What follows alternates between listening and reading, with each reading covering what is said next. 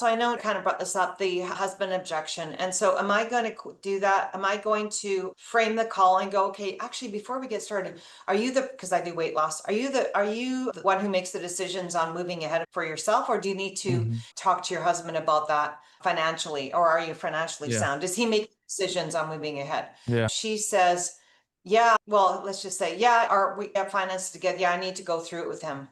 Then do I end the call there and go, okay, well, thanks let's get him on the call next time. Otherwise, if I were to go through all this, it'd be hard for you to repeat that and talk to him about that. So Yeah. how about, because it's a team, I understand, I respect that. So then I rebook the call with the husband.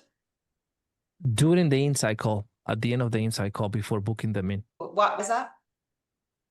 Because if you're going to book them in, and if there's a financial logistic, if it's a partner logistical and they admit it to you at the end of the inside call, then you don't book a time that doesn't work for both of them.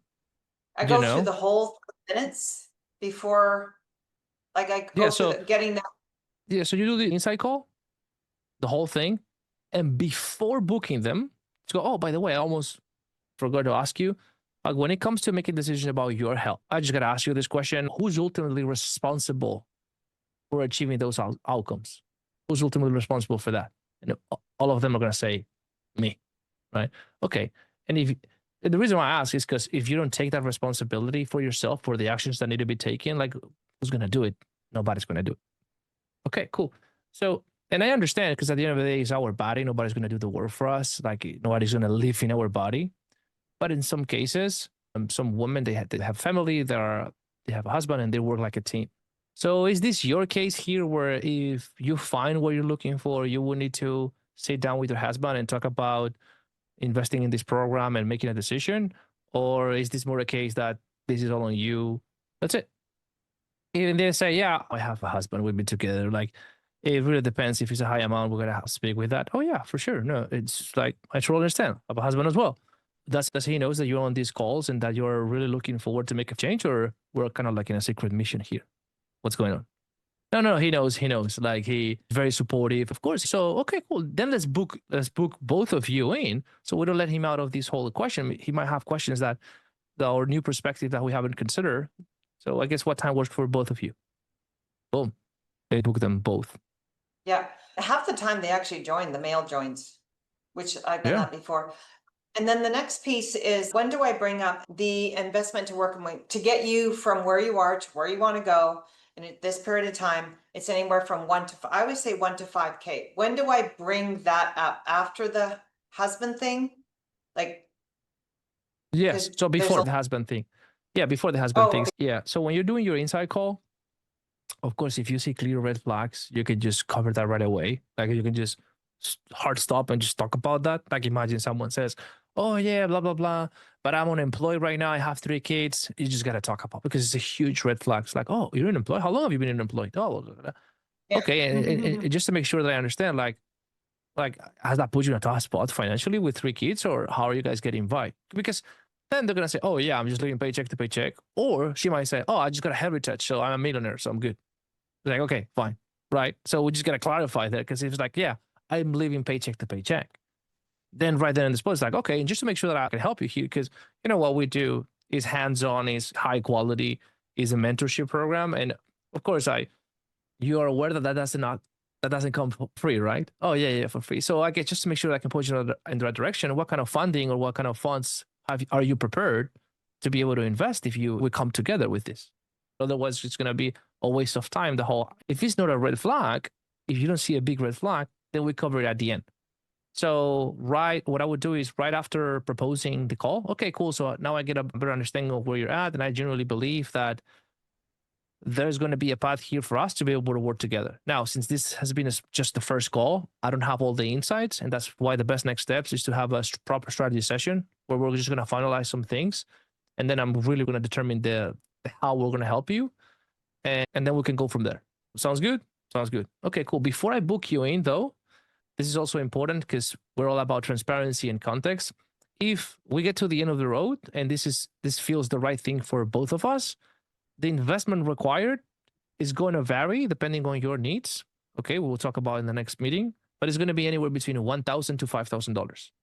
Okay, how are we landing in that range based on your current financial situation? Just so I can help you. oh, it's just, I don't know, I cannot afford it. Yeah, you might not be able to afford it. That's totally cool. So when you say I cannot afford it, does that mean that we're not even at the place where if we are a good fit at the end of the road, we're not even able to put in towards our body and health $1,000 as an investment? Like we're far from being there. Is that what I'm hearing? Yeah, yes, there's no way I can do that. Okay, that's no problem at all. A lot of people come to us with very high intentions and a lot of commitment to achieve their goals, but finances are also getting in the way. So I guess, can I make a suggestion here? Sure. Because like I would say a good percentage of my clients, like 30% of them, they normally don't have the funds like you, but they're still able to find a way to do it. So the biggest path they take or the biggest alternative they take is they either see this as an investment and they use credit like wealthy people do to invest in appreciating assets because your body at the end of the day is an asset for you.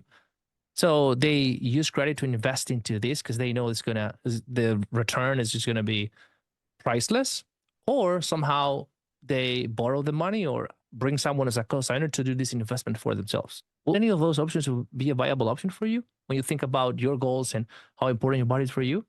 And then you just check how receptive they are to use those avenues. Because if they're not receptive, you're not gonna force them into it.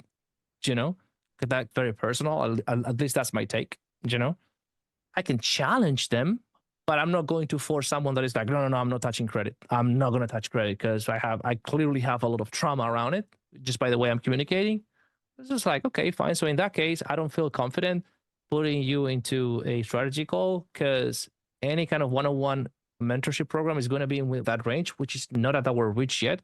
But what I can do is I can offer you a different path that is kind of like more in your range. Would that be helpful? Yes.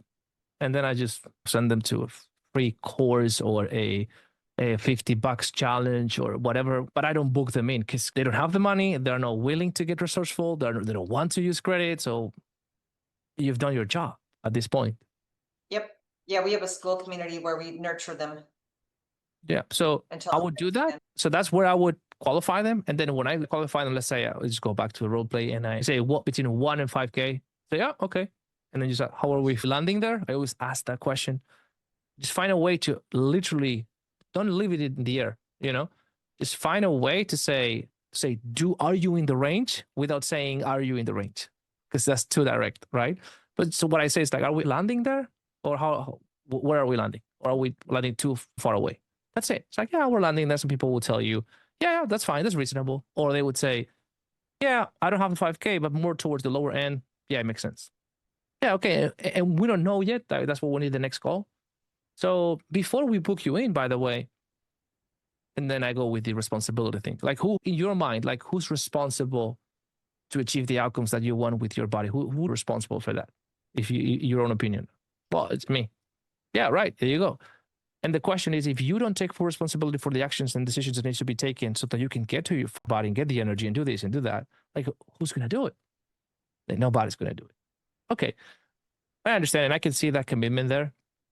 But in some cases, a lot of women that I work with, even though it's their responsibility, they do have a family, they do work as a team, and they have very important people that they need to speak with before they even make a move. So is this your case, or are you in a position where if you find what you're looking for, you're good to go, you don't need to speak with anybody, we can move forward with this, just so I can better help you here.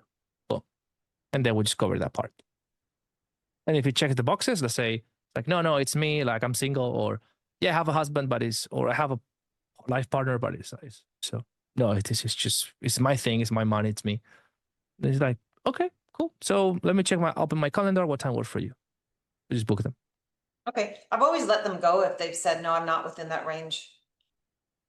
1 to Yeah. 5. Yeah, I've always Yeah, let them, I fine. haven't gone to the, oh, okay, the 30%. Yeah, actually, yeah, 30% of do find a way. So if we were to find a way, even though you're not in that range, and here's just some options to even think about, because I know how committed you are to, you said all these things and it's causing you all this pain, but yet you want this. And then you go through the 3, like, do you have a credit card you can, or line of credit or Yeah. right? Yeah, I haven't done that. Yeah. You can try I always because a lot of think it. they really want it. I don't know, like, it's just like trying to Exactly. get, I like, yeah, but then again, they come to me Yeah, you're sick. right. Can't really think Yeah. properly because I'm B2B. They're smart, intelligent. They're like, no, Yeah. they're overweight, sick, right? It's like you need someone, they Yeah. need someone to help them with critical thinking. I do think that too. Yeah. So the reality is that if you do help them and you go the extra mile, you're gonna have an extra percentage of closes compared as if you don't do it. But that's a very personal choice. Because I know entrepreneurs that are doing 500,000 a month and they're like, nope, like I don't want to deal with that. And their closers don't do that by command from the founder. It's like you just put the range. If they're not willing to fight to be in the range, but they have a lot of volume, it makes sense. It's like they could be picky, right? But I've closed people when I drop the range. They say, "Oh, I cannot afford it," blah blah blah, and then I just work with them because one of the things that I say is like, "Sure, no worries." Question for you: does the fact that you cannot afford it means that you cannot find a solution? Boom, just annihilate the belief.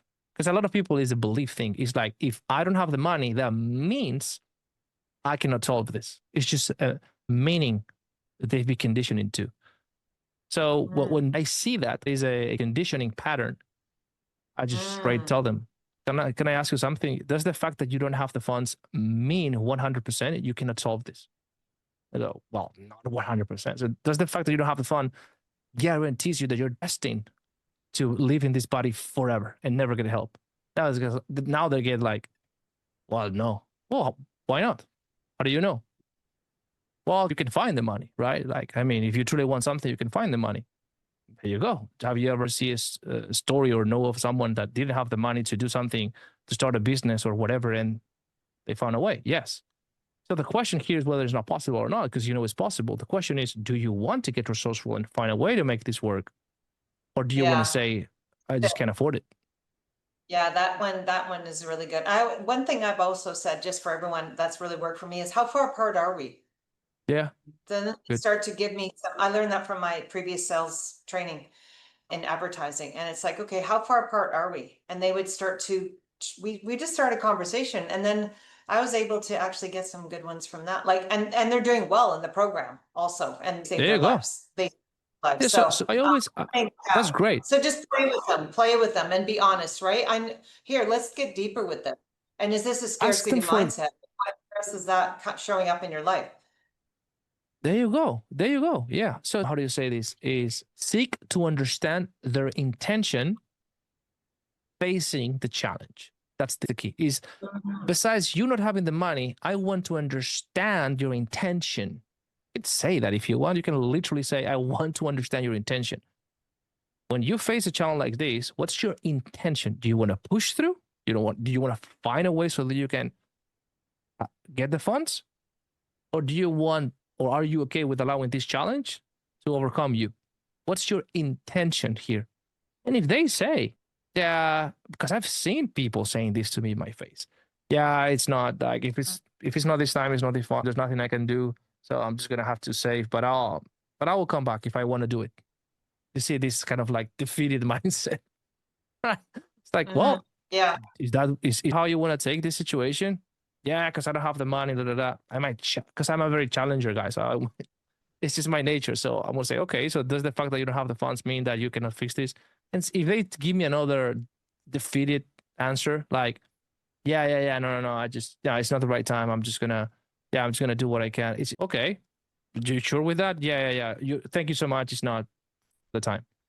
It's like, I clearly see this person doesn't want to. The intention is not to overcome the challenge. It's like, okay, good luck. That's yeah, I know. Exactly. And then if they finally do join, they're not going to be a good client. They'd be like, they have this defeating, then all you're doing is working mentally with them when you can't even get through. So there is that too. There's, I guess, sweet spot that we all need to learn, right? The more that we do this, the more we put in. There you go.